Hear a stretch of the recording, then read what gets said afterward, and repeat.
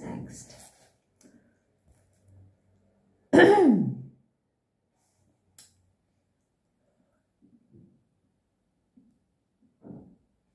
Where was I?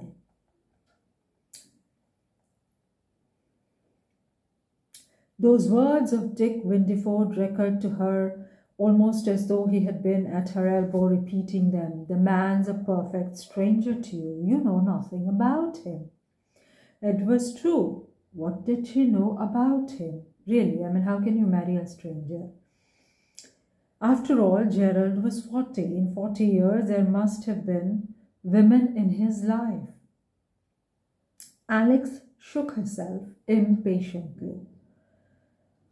She must not give way to these thoughts. She had a far more instant preoccupation to deal with. Should she or should she not tell her husband that Dick Windyford had rung her up? There was a possibility to be considered that Gerald might have already run across him in the village, but in that case he would be sure to mention it to her immediately upon his return, and matters would be taken out of her hands. Otherwise, what? Alex was aware of a distinct desire to say nothing about it. If she told him, he was sure to suggest asking Dick Windyford to Philomel Cottage. Then she should have to explain that Dick had proposed himself and that she had made an excuse to prevent his coming. And when he asked her why she had done so, what could she say? Tell him her dream? But he would only laugh, or worse, see that she attached an importance to it, which he did not. In the end, rather shamefacedly, Alex decided to say nothing. It was the first secret she had ever kept from her husband, and the consciousness of it made her feel ill at ease. When she heard Gerald returning from the village shortly before lunch, she hurried him into the kitchen and pretended to be busy with the cooking so as to hide her confusion. It was evident at once that Gerald had seen nothing of Dick Windyford. Alex felt at once relieved and embarrassed. She was definitely committed now to a policy of concealment. It was not until after their simple evening meal, when they were sitting in the oak-benched living room with the windows thrown open to let in the sweet night air, scented with the perfume of the mauve and white stalks outside, that Alex remembered the pocket diary. "Here's something you've been watering the flowers with," she said, and threw it into his lap. "Dropped it in the border, did I?" "Yes, I know all your secrets now." "Not guilty," said Gerald, shaking his head. "What about your assignation at 9 o'clock tonight?" "Oh, that." He seemed taken aback for a moment, then he smiled as though something offered him particular amusement. "It's an assignation with a particularly nice girl, Alex. She's got brown hair and blue eyes, and she's very like you." "I don't understand," said Alex with mock severity. "You're evading the point." "No, I am not. As a matter of fact, that's a reminder that I'm going to develop some negatives tonight, and I want you to help me." Gerald Martin was an enthusiastic photographer. He had a somewhat old-fashioned camera, but with an excellent lens, and he developed his own plates in a small cellar, which he had had fitted up as a dark room. "And it must be done at 9 o'clock precisely," said Alex teasingly. Gerald looked a little vexed. "My dear girl," he said with a shade of tastiness in his manner, "one should always plan a thing for a definite time. Then one gets through one's work properly." Alex sat for a minute or two in silence, watching her husband as he lay in his chair smoking. his dark head flung back and the clear-cut lines of his clean-shaven face showing up against a somber background. And suddenly, from some unknown source, a wave of panic surged over her, so that she cried out before she could stop herself. "Oh, Gerald, I wish I knew more about you." Her husband turned an astonished face upon her. "But, my dear Alex, you do know all about me. I've told you of my boyhood in Northumberland, of my life in South Africa, and these last 10 years in Canada, which have brought me success." "Oh, business," said Alex scornfully. Gerald laughed suddenly. "I know what you mean, love affairs. You women are all the same. Nothing interests you but the personal element." Alex felt her throat go dry as she muttered indistinctly, "Well, but there must have been love affairs. I mean, if I only knew."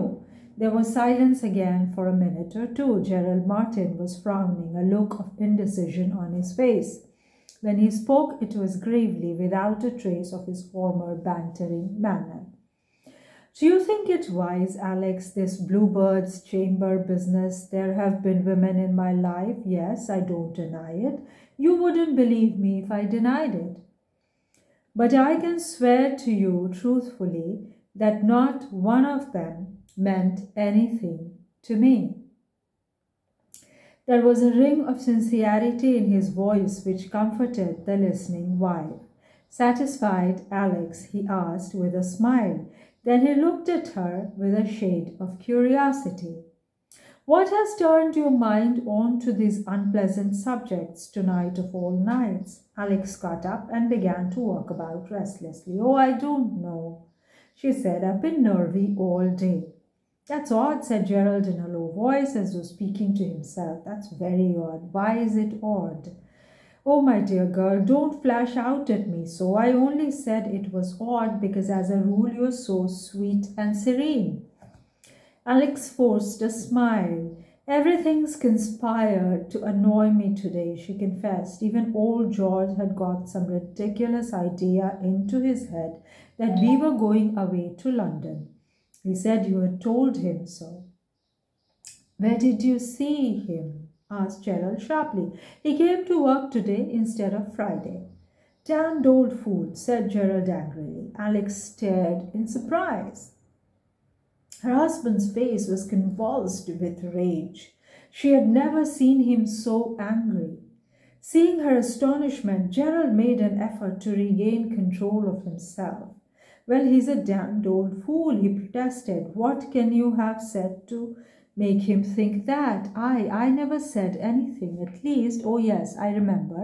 I made some weak joke about being off to London in the morning, and I suppose he took it seriously. Or else he didn't hear properly. You undeceived him, of course."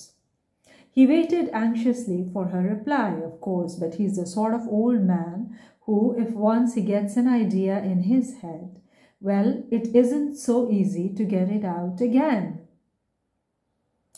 Then she told him of George's insistence on the sum asked for the cottage.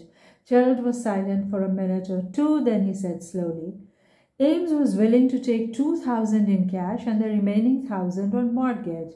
That's the origin of that mistake, I fancy. Very likely," agreed Alex.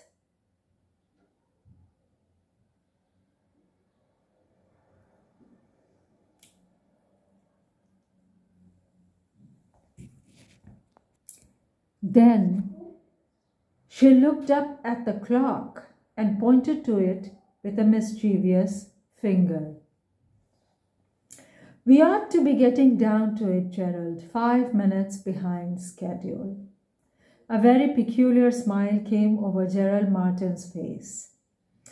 "I've changed my mind," he said quietly. "I shan't do any photography tonight." A woman's mind is a curious thing. When she went to bed that Wednesday night, Alex's mind was contented and at rest. Her momentarily assailed happiness reasserted itself, triumphant as of yore. But by the evening of the following day, she realized that some subtle forces were at work undermining it. Dick Windyford had not rung up again. Nevertheless, she felt what she supposed to be his influence at work.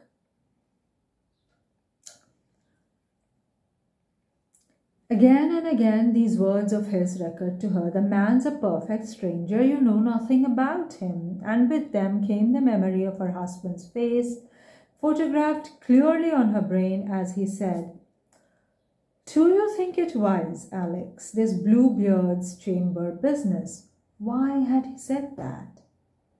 There had been warning in them, a hint of menace. It was as though he had said in effect, "You had better not pry into my life, Alex. You may get a nasty shock if you do." By Friday morning, Alex had convinced herself that there had been a woman in Gerald's life, a Bluebeard's chamber that he had sedulously sought to conceal from her. Her jealousy, slow to awaken, was now rampant. Was it a woman he had been going to meet that night at 9 p.m.? Was his story of photographs to develop a lie invented upon the spur of the moment? 3 days ago, she would have sworn that she knew her husband through and through. Now it seemed to her that he was a stranger of whom she knew nothing. She remembered his unreasonable anger against old George, so at variance with his usual good-tempered manner, a small thing. Perhaps it showed her that she did not really know the man who was her husband. There were several little things required on Friday from the village. In the afternoon, Alex suggested that she should go for them, whilst Gerald remained in the garden, but somewhat to her surprise, he opposed this plan vehemently and insisted on going himself, whilst she remained at home. Alex was forced to give way to him, but his insistence surprised and alarmed her. Why was he so anxious to prevent her going to the village? Suddenly, an explanation suggested itself to her which made the whole thing clear. Was it not possible? Whilst saying nothing to her, Gerald had indeed come across Dick Windyford. Her own jealousy, entirely dormant at the time of their marriage, had only developed afterwards. Might it not be the same with Gerald? Might he not be anxious to prevent her seeing Dick Windyford again? This explanation was so consistent with the facts and so comforting to Alex's perturbed mind that she embraced it eagerly. Yet when tea time had come and passed, she was restless and ill at ease. She was struggling with a temptation that had assailed her ever since Gerald's departure. Finally, pacifying her conscience with the assurance that the room did need a thorough tidying, she went upstairs to her husband's dressing room. She took a duster with her to keep up the pretense of housewifery. "If I were only sure," she repeated to herself, "if I could only be sure." In vain she told herself that anything compromising would have been destroyed ages ago. Against that she argued that men do sometimes keep the most damning piece of evidence through an exaggerated sentimentality. In the end, Alex succumbed. Her cheeks burning with the shame of her action, she hunted breathlessly through packets of letters and documents, turned out the drawers, even went through the pockets of her husband's clothes. Only 2 drawers eluded her. The lower drawer of the chest of drawers and the small right-handed drawer of the writing desk were both locked. But Alex was by now lost to all shame. In one of these drawers she was convinced that she would find evidence of this imaginary woman of the past who obsessed her. She remembered that Gerald had left his keys lying carelessly on the sideboard downstairs. She fetched them and tried them one by one. The 3rd key fitted the writing table drawer. Alex pulled it open eagerly. There was a checkbook and a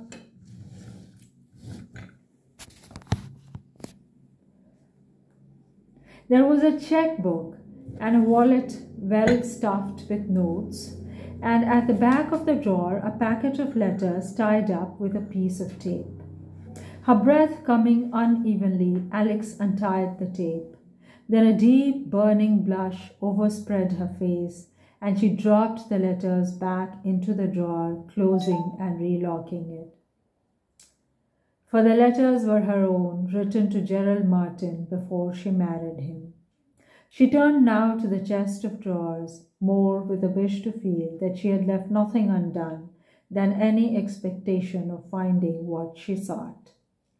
To her annoyance, none of the keys on Gerald's bunch fitted the drawer in question. Not to be defeated, Alex went to the other rooms and brought back a selection of keys with her. To her satisfaction, the key of the spare room wardrobe also fitted the chest of drawers.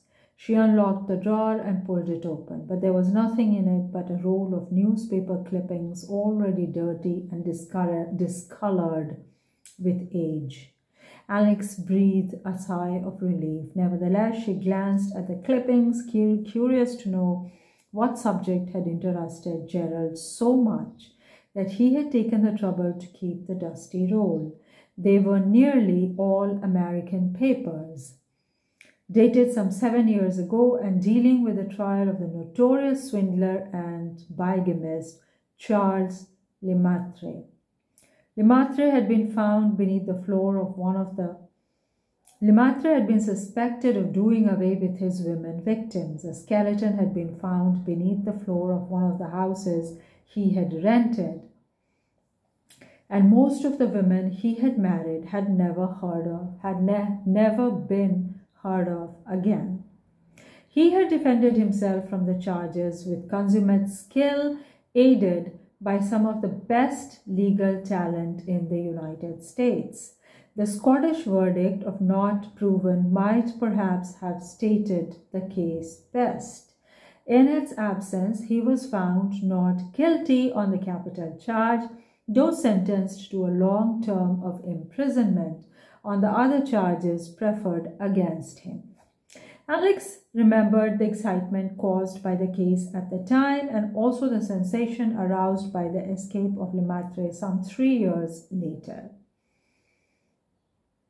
He had never been recaptured. The personality of the man and his extraordinary power over women had been discussed at great length in the English papers at the time, together with an account of his excitability in court, his passionate protestations, and his occasional sudden physical collapses due to the fact that he had had a weak heart, though the ignorant accredited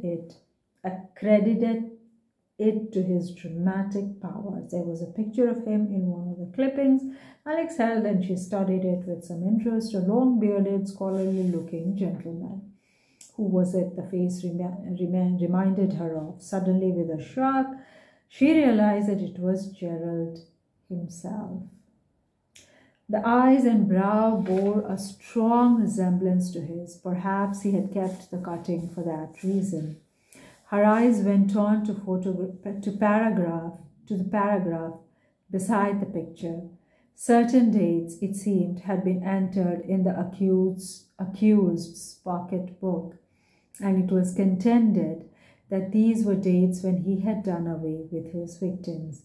Then a woman gave evidence and identified the prisoner positively by the fact that he had a mole on his left wrist just below the palm of his hand.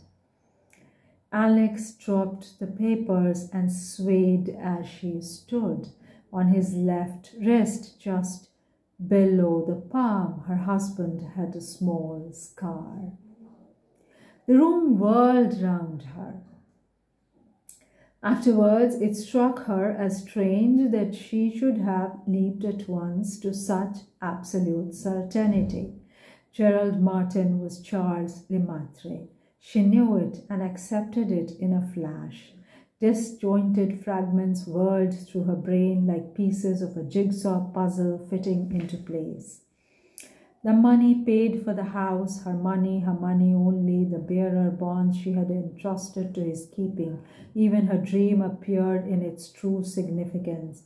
Deep down in her, her subconscious self had always feared Gerald Martin and wished to escape from him. And it was to Dick Windiford this self of hers had looked for help. That too was why she was able to accept the truths too easily, without doubt or hesitation. She was to have been another of Lemaitre's victims very soon, perhaps. A half cry escaped her as she remembered something. Wednesday, 9 p.m. The cellar with the flagstones that were so easily raised. Once before he had buried one of his victims in a cellar.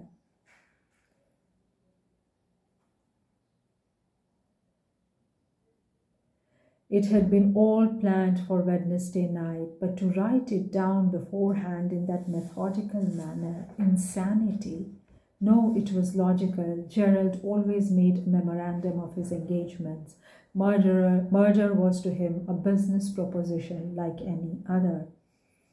But what had saved her? What could possibly have saved her? Had he relented at the last minute? No. In a flash, the answer came to her. Old George. She understood now her husband's uncontrollable anger. Doubtless he had paved the way by telling everyone he met that they were going to London the next day. Then George had come to work unexpectedly, had mentioned London to her, and she had contradicted the story. Too risky to do away with her that night, with old George repeating that conversation. But what an escape if she had not happened to mention the trivial matter. Alex shuddered. And then she stayed motionless as though frozen to stone. She had heard the creak of the gate into the road. Her husband had returned. For a moment, Alex stayed as though petrified. Then she crept on tiptoe to the window, looking out from behind the shelter of the curtain. Yes, it was her husband. She was smiling to herself and humming a little tune. In his hand, he held an object which almost made the terrified girl's heart stop beating. It was a brand new spade. Alex leaped to a knowledge born of instinct. It was to be tonight, but there was still a chance. Gerald, humming on his little tune, went round to the back of the house. Without hesitating a moment, she ran down the stairs and out of the cottage. But just as she emerged from the door, her husband came round the other side of the house. "Hello," he said. "Why are you running off in such a hurry?" Alex strove desperately to appear calm, and as usual, her chance was gone for the moment, but if she was careful not to arouse his suspicions, it would come again, later, even now, perhaps. "I was going to walk to the end of the lane and back," she said in a voice that sounded weak and uncertain in her own ears. "Right," said Gerald, "I'll come with you." "No, please, Gerald. I'm nervy, headachy. I'd rather go alone." He looked at her attentively. She fancied a momentary suspicion gleamed in his eye. "What's the matter with you, Alex? You're pale, trembling." "Nothing." She forced herself to be brisk, smiling. "I've got a headache, that's all. A walk will do me good." "Well, it's no good your saying you don't want me," declared Gerald with his easy laugh. "I'm coming whether you want me or not." She dared not protest further. If he suspected that she knew. With an effort, she managed to regain something of a normal manner, yet she had an uneasy feeling that he looked at her sideways every now and then again, as though not quite satisfied. "Heat up my water and my hands are getting cold. Close the window."